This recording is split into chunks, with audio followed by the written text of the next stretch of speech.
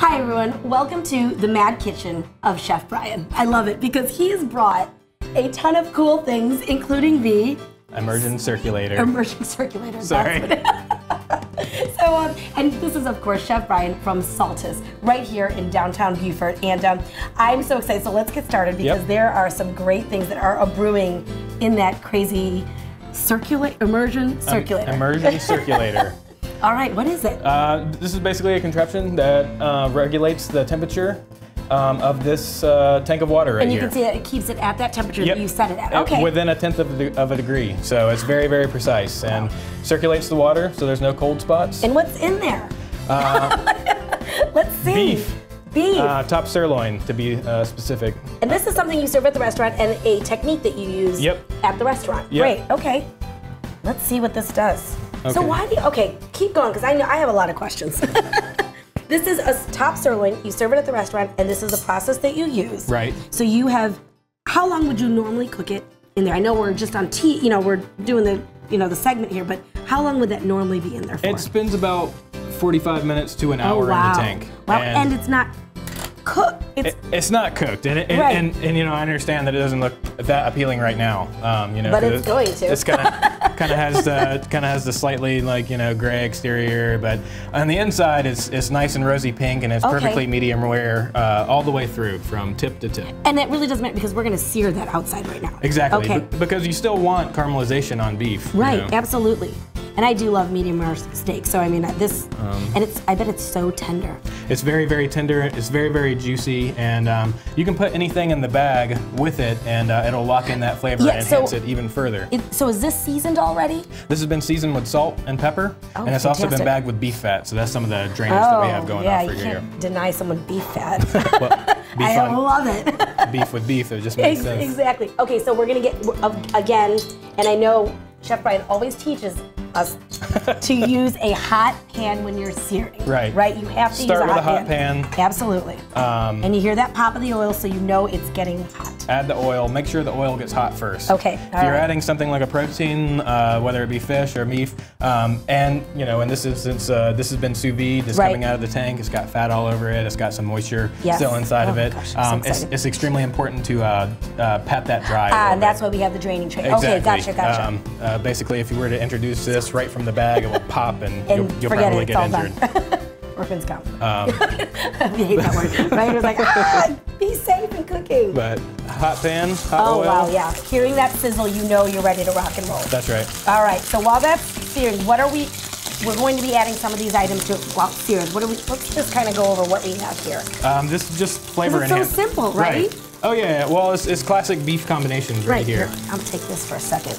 Okay, what do we do with the garlic here then? Okay, well, what I'm going to do is I'm going to lay the foundation right now and get a good, nice sear and start a nice caramelization on one side of it. I'm going to flip it. Okay. And from there, I'm going to add some garlic, some thyme sprigs, and a little bit of butter. Of course, and I'm just going to baste it a little bit. And are we smashing the garlic? Are we slicing it? What are we? Yeah, I'm going to smash it. I don't want little bits of garlic all over there. But I do want the garlic flavor. So just taking maybe a head and smashing it with the and that's it, simple, nice and rustic. Right. Okay, I like that. That's easy. You guys, we can do this at home. Right. Well, not this stuff, but what would be your suggestion if I wanted to really adventure into the cooking mad scientist world of sous vide? How could I do that at home? Well, the first thing that I always do is I do research. Of course, right. Or watch the show. If there's a home cook out there, that's ambitious enough to try and do sous vide on their own without purchasing an immersion circulator, because let's face it, that's a huge expense. Yeah, absolutely. To use maybe a couple of times a year. Exactly. What I would do is there's plenty of ways that you can go about it. One of those ways is just regulating a pot of water on your stove with a thermometer. Okay. And then putting the meat in some kind of airtight plastic bag. A Ziploc bag will work. Freezer bags work better because they're a little bit more solid. Absolutely. They're heavy duty. Well, there you go. And of course, top sirloin is something that you can purchase at the restaurant. Ribeye is always nice. But once you start sous videing, you'll probably never stop. You'll start with beef, and then you'll want to do fish, and then you'll start moving to the heavier stuff. That's what happens. That's right. But this is awesome. I'm gonna go ahead and add the garlic. Oh, I love that. It's just a little bit of time. That's gonna pop a little bit. Oh, and that's really going to bring out those flavors. Oh, yeah. Oh, that's gorgeous. It's important to monitor the heat at this point. We're not looking to burn any of these ingredients. We just want to enhance the flavor of the beef. Yes, and now this you have at the restaurant. And of course, you know, after the holidays, everyone's really into, you know, I know people are over the holiday blues, I guess. You know what I mean? That's right. Saltus, great time to come out. Check out the restaurant. You still have the fire pits going, right? Oh yeah. I mean, it's just a great time to come out, and not with the stress of the holidays being around you, I think. So well, this is gorgeous. I think it's a good place to come with your family while they're in town. If you have family that's in town from out of town, it's a good place to go and, you know, get a good bite to eat. But even if you didn't want to go that far and just come to the bar and have a glass of wine, maybe some light food. Very, very wide selection of wines. Well, we have not only that, but if you come and sit at the bar, you know, we also have a sushi bar and a raw bar. Oh, okay, that's like a whole other show. I'm so excited. And then we'll do sushi next time. All right, so you've added in. Back to the drain rack. Okay, so you're gonna drain. Oh, okay. So we're gonna drain again, but are we gonna keep all the yummy juices right there? Well, that's just fat. That's just fat. I would put it in there. So illegal.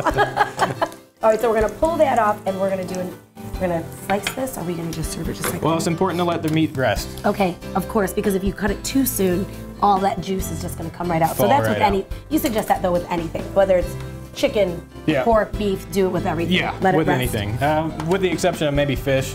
Right, there's maybe a couple of fish out there who doesn't require proper resting, but in general, everything should rest before slicing. Okay.